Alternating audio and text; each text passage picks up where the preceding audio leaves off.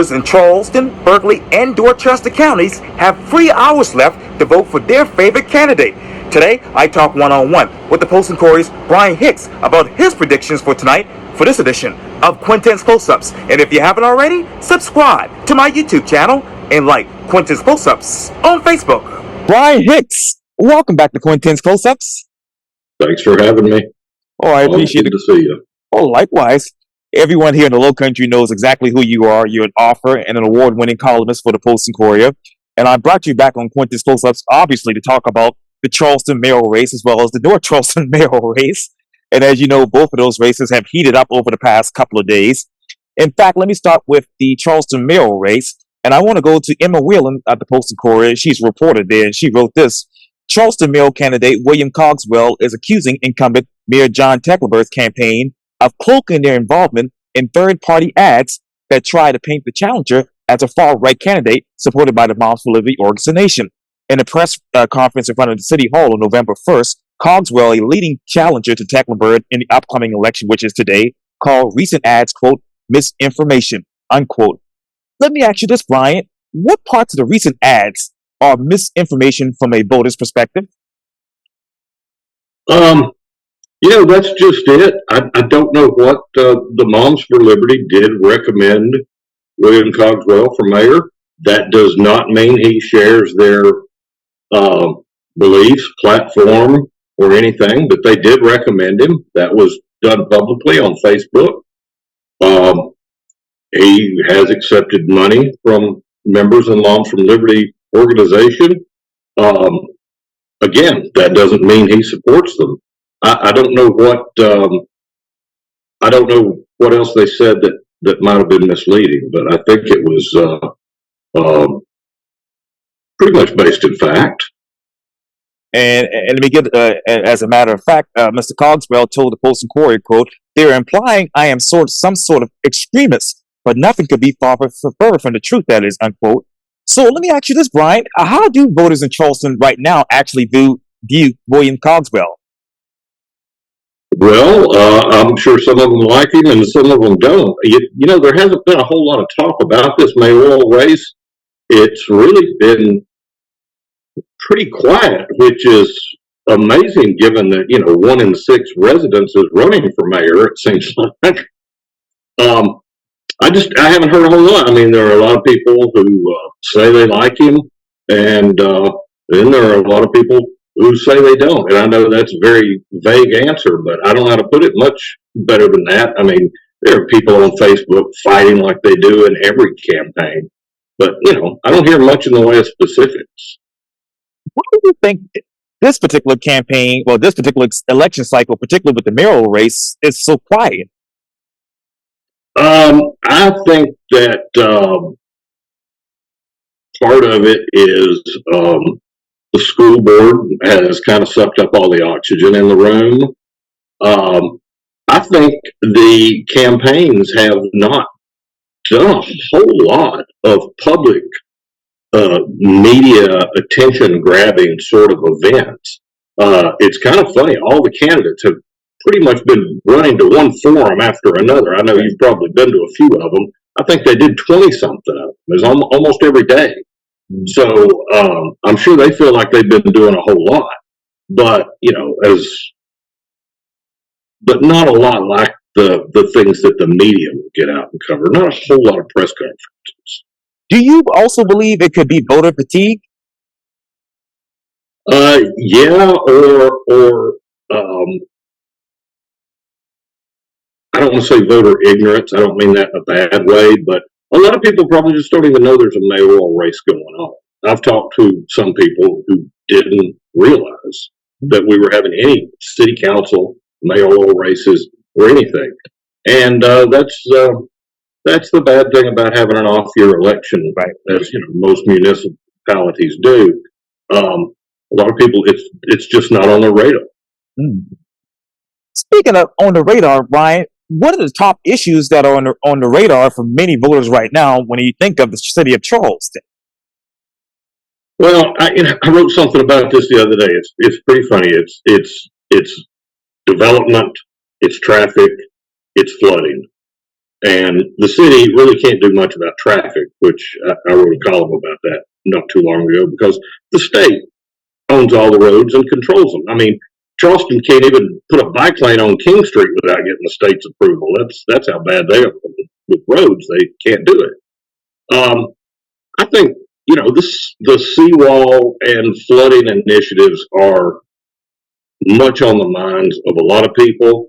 I think it's kind of funny that a lot of the people who would benefit the most from the seawall are most opposed to it, and I think that's because they've got it in their head that there's going to be this big wall that's going to block everybody's view. And development, everybody gripes about how crowded it is, how expensive it is to live here, and too many hotels. It's all the same old stuff. And I don't know that there's a whole lot to be done about much of that. I mean, they could do like Mount Pleasant and shut down all building. Not sure how that would go over, but we're just kind of crowded and expensive right now. And anybody who says they can fix that is, well, I don't know. We got a bridge we could sell them. You talk about obviously traffic in hotels and development and of course infrastructure. Okay, if you were to have an imaginary list in front of you right now and you were to divide it up between Cogswell, Tecklenburg, Clay Middleton, Mika Gatson, Deborah Gammons, and Peter Shade, which one of those issues actually would benefit or hurt one or the other? Well, it depends on how the voter feels about it. I mean, right now, I find this astounding. The city is looking at this deal with the Army Corps of Engineers, where they would pay 2/3 of the cost on a seawall and 2/3 of the cost on a design to see what that might look like. Only Tecklenburg and Middleton even support looking at that. The other candidates all said, no, we're not interested in it. Or at least the ones that responded to whatever poll it was I saw. I'm not sure they all did.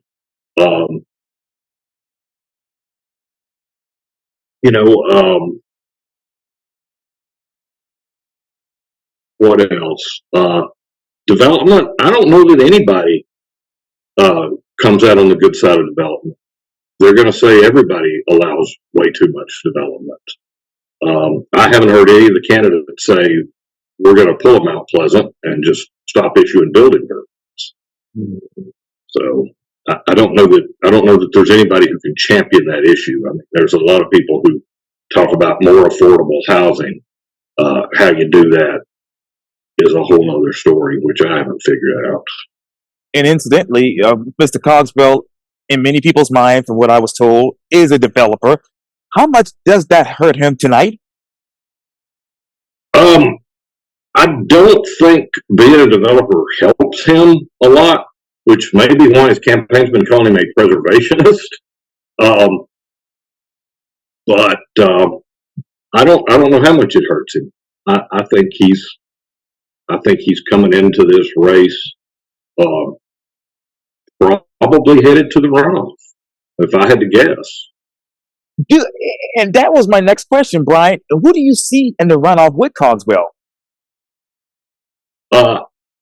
I would assume Mayor Tecklenburg would be in the runoff with Cogswell, but this is why we have elections, to see.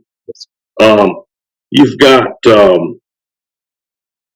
lot of candidates who are not that ideologically different from the mayor running against him and dipping into his well of potential voters.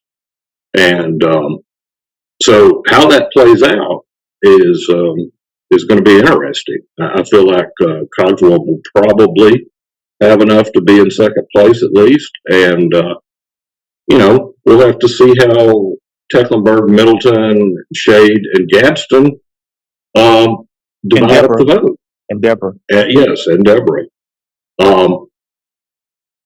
I don't know. I think it's really interesting. We haven't seen a candidate like Gadsden run for mayor in Charleston before. I'm really interested to see what her number shows. and I tried to get most of them on. Well, I did get Cogswell, Clay, and of course Peter on Quintin's close-ups. Tecklenburg was not available for an interview up until last week, and of course I tried to get Deborah. She never got back around, and so we'll hope to get one of them on Quintin's close-ups soon if they make it into the runoff. But I want to ask you this, Brian: whose side will the voters be on as far as voters tonight? Will the moderates be for Tecklenburg, or Cogswell, or Clay, or Deborah, or Mika? I think you're going to see, I think that the progressives, I don't want to call them far left, but the more liberal, that's going to be Middleton and Gadsden lighting those up. Moderate progressives are going to be going Tecklenburg and Shade, I assume. I think that pretty much most of the conservatives, Republicans, are going to go Cogswell because he was a Republican state legislator. And, even though the county Republican Party hasn't officially got into this, quite frankly, both the county parties or their people they've been messing around in these nonpartisan races a little bit more than they should probably. Why are these organizations and these political parties being involved with a nonpartisan race in the first beginning? Why were they involved in the school board races? It's all power, we could take that on up to the state level. There's a lot of these constitutional officers that should just be appointed by the governor, but the political parties want to have the races. They want to elect these people because, that's what parties are here for, to have elections. And, anymore, it's hard to keep party politics out of anything, even though they try, at city level. Yes, sir. Where do you see the city of Charleston going next in the next 4 years after this election? It depends on who wins. I don't know how much it changes that's noticeable to the average resident. I don't know. The city can really only do so much. They pick up our trash, they run police and fire. That's pretty much all a city does. They can plan, they can try to restrict growth or shape what that looks like. But a lot of that's out of their hands because it's whoever comes in the door with an idea or a zoning request or whatever. I don't know what the city can do that's going to be big change. I don't expect any big change, and that's probably going to disappoint some people. But I'm sorry, it doesn't really matter who the mayor is if you want traffic relief. That goes a lot higher up the food chain than a mayor or city council. So. City council, yeah. And speaking of, in the next, it's right now we're taping this at 3:49, so we're 3 hours out before the polls close, 3 hours and 10 minutes. So, who do you think will surprise the voters of Charleston the most tonight in this mayoral race? I don't know. That's why they're called surprises. Yes. You always get me to make these predictions, and I'm always wrong. I'm wary of them. Uh-oh. I predict Ross Appel and Boyd Gregg are going to do very well. So, they don't have any opponents. Yes. And somebody named Mike Brown will win in North Charleston. Well, and let me go right there to the city of North Charleston. As you know, current North Charleston Mayor Keith Sunny is going to retire after almost 30 years in the office as mayor. The front runner in this particular race, according to most reports and most people that I talk to, is former North Charleston Police Chief Reggie Burgess. He obviously is going to compete tonight against Stephanie Ganaway Paisley, former magistrate judge, a businessman John Singletary, Russ Coletti, a retired businessman, Todd Oles, a former North Charleston City councilman, who else is it there? You have Watley. City County Councilman Teddy Pryor. Yeah, Teddy Pryor. I'm still waiting on my interview, Teddy. But yeah, all of those people in the race. So with 10 people in the race, what do you think will come out on top tonight in North Charleston? That's the $1 million question. And what's scary is they don't have a runoff. Right. So the only thing I can predict for North Charleston is that we're going to have a mayor that at least is elected with less support. Fewer than half of the residents are going to get their choice. And somebody could win that race with, 25, 30%, maybe less with that many. I suspect some of those 10 candidates won't draw more than a percentage point. I saw a poll that somebody did, and it was kind of getting passed around in media circles a couple of weeks ago. And the scary thing about it was how there was no separation. You had a lot of people right there in the 14 to 20% range. And that's scary because, you could end up with somebody elected mayor with 19% support. And it's funny, I've talked to a lot of North Charleston city council members, sitting, not candidates. Right. And every one of them has predicted a different winner for the mayor's race to me. So I think that's anybody's ballgame. I think Chief Burgess is probably the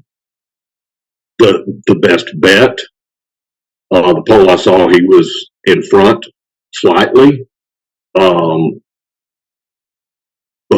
within the margin of error. And he's the only candidate I've seen up on the air with a TV ad. And then there's Todd Oaks. Oh, I haven't seen his ad. I think the chief has the best name recognition. Okay. But you can't count out some of these people. You can't count out Teddy Pryor, who's been on county council for 20 years and knows a lot of people. Sure. Has been involved in a lot of things. And you can't count out Rhonda Jerome, North Charleston City Councilwoman. I forgot about her. Who has got a fairly strong base of support. In fact, she was one of the candidates that one of the city councilmen up there told me was going to win. And it wasn't Rhonda who told me that. And incidentally, Brian, as you know, and I interviewed Rhonda this past summer for Quintin's Close-Ups, and I had, of course, Singletary and Stephanie and obviously Reggie on in May. But Rhonda's running concurrently as a mayoral candidate and as a city councilwoman for her district as well. Yeah, I suspect she will win that council seat, and if she doesn't win the mayor's race, she'll be back on council. That's what I suspect. That is a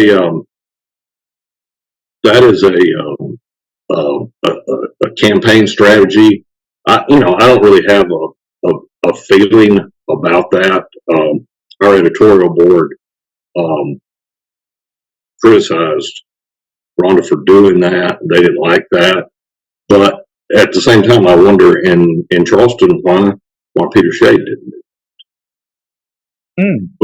Because he's a veteran city councilman. Right. And I think the reason is that voters don't like that very much. Seeing the same person run for two offices on the ballot. That may have something.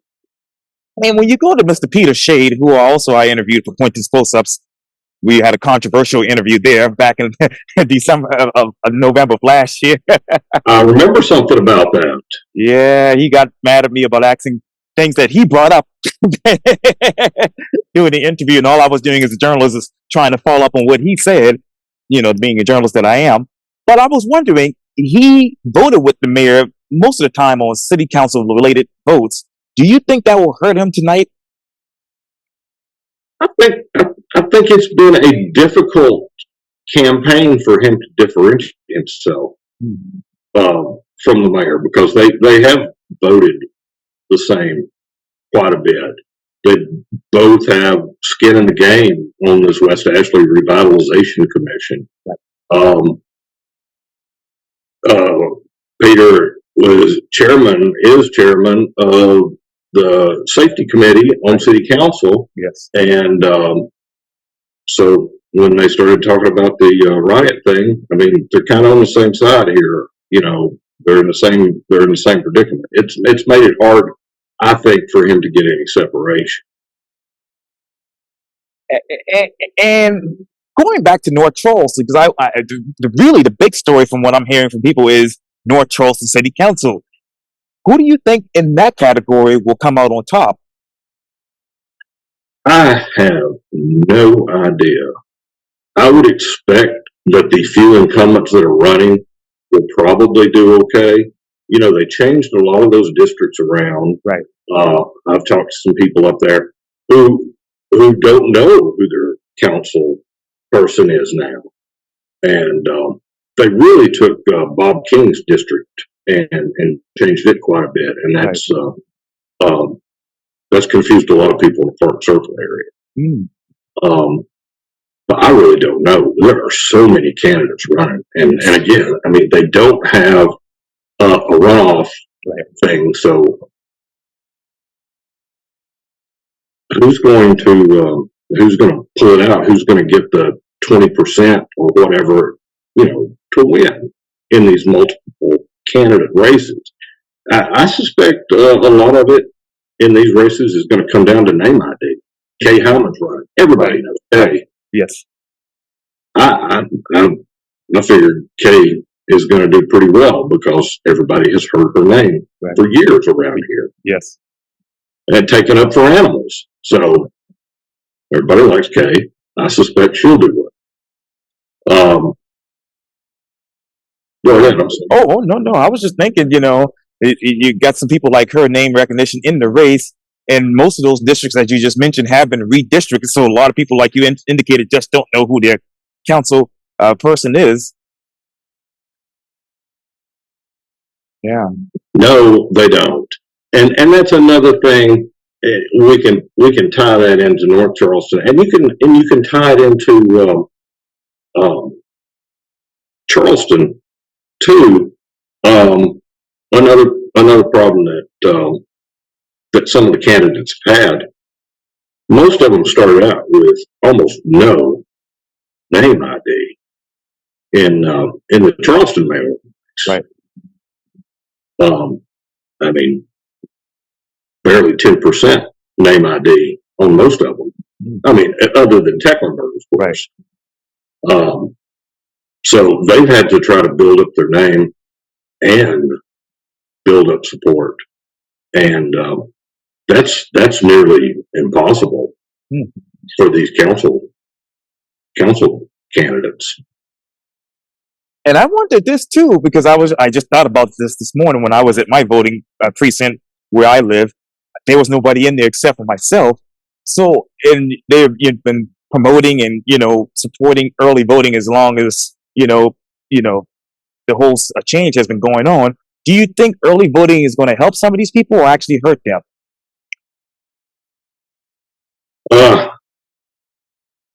I think early voting is going to help the cities get more votes. Which candidates that helps remains to be seen. But there are more people. There are more people voting. I'm hearing you're probably going to see maybe 25% or more turnout in Charleston by 7 o'clock tonight, and that's not terrible for a municipal election. It's not great. I've been kind of heartened out here in West Ashley and in my city council district. I've gotten mailers and things left on my door from both the candidates in my race. They're getting out. They're trying to get better known. Yeah. I don't know, you know, I don't know how it plays out. I mean, I haven't seen any polling on any city council races. Yeah. I don't think those guys can afford it, so it's just hard to tell. Yeah. But when I went into early vote last week, and there was a guy a few booths down from me, and he was absolutely raising Cain because he couldn't find a city council race on his ballot. Well, he lived in one of the districts that didn't have a race. Right. But that's pretty typical. Here's somebody who cares enough to go early vote, still didn't know which council district they were in. So not a lot of people pay attention to those races, unfortunately. And they're very important.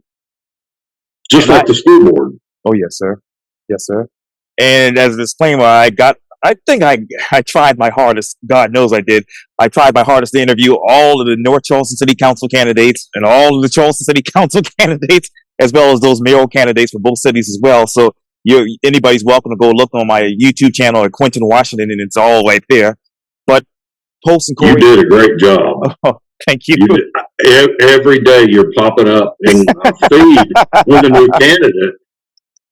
And say, wow, I haven't talked to them. I didn't know they were running. Yeah. I did a talk last week and tried to show them how bad it was. This is my job, and I couldn't name all the mayoral candidates in North Charleston, and I didn't even attempt to name all the city council candidates. Yeah. And so if it's that bad for me, imagine how bad it is for somebody who's not paid to watch this stuff. Right. Yeah, you're right. Because I think there's like at least close to 30 people running for North Charleston City Council. It's 30 to 30. It's right in there. Yeah, like I said, I tried to get all of them. Some I couldn't, and then with work and family and all that, I'm trying to get them all in, and some people weren't just available. So maybe next time. There were a couple of them that you came up with, and it's like collecting baseball cards. I said, "Wow, he got a Johnny Bench."